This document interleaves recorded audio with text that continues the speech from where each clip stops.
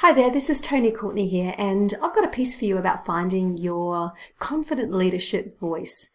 If I'm in a training room, sometimes I'll ask people in the room, who here would like more confidence? And usually about 70 or 80% of people put up their hand. So many of us want to be able to have the experience of feeling more confident.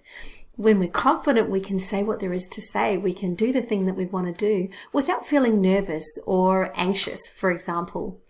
I'm working with someone, let's call her Kim, and I am coaching Kim. We caught up today, and she said to me, Tony, when I'm in front of her, and she was referring to her leader's leader, she said, when I'm in front of her, my mind goes blank.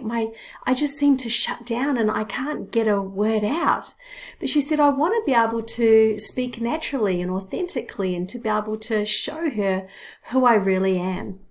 So Kim's mind goes blank in response to her fear. And at the core of this fear is the fear of being judged. I come across this time and time again with my coachees, and especially women. Kim knows that she's smart. She knows that she's capable. But this fear of not being good enough is really getting in her way. So what Kim does and what lots of other people do, they have strategies in their toolkit to give themselves permission to feel confident. And the number one that I find is this notion of preparing and rehearsing, often for hours on end, for people to be able to feel confident enough that they've either memorized it or know it well enough.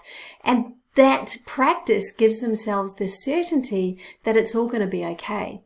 But what happens when you don't have the hours or the time to rehearse? What happens when you've got the opportunity to speak spontaneously in front of a group? If there is a secret to confidence, then I think it's this. We've got to be able to learn to trust and to be able to value ourselves and value the contribution that we can make.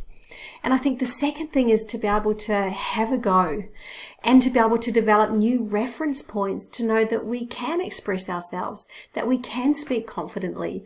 And we do this through repetition, through practice, by doing it again and again and again.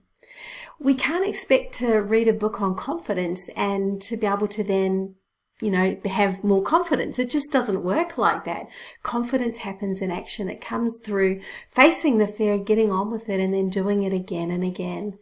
So self-certainty through valuing ourselves and trusting ourselves, the sense of inner self-certainty is the foundation for confidence.